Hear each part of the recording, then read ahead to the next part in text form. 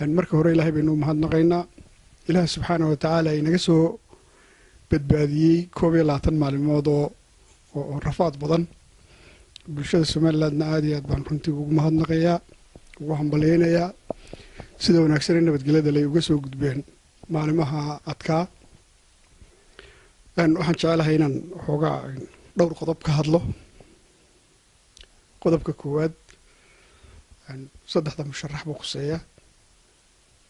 runtii saddexdaba odaybaan dee u ahay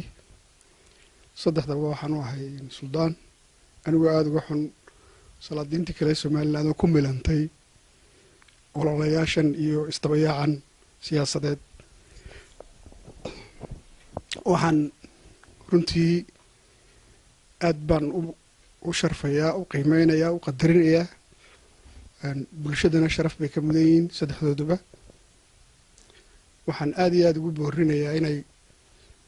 iska iloobaan intii hore ee ololuhu xajiintii uu lahaa sidii ay imanka gacmaha isu haysteen ay si wanaagsan isu sii garab galaan maalinta ay timaado natiijaduna sidaa maanta ay gacmaha isu haystaan ay gacmaha isu qabsadaan bulshadana runtii u noqonaysaa rajo aad iyo aad u wanaagsan kii helana iyagoo gacmaha si ay isu haystaa ay wada hambaleeyaan iyaga sidaasaan u soo jeedinayaa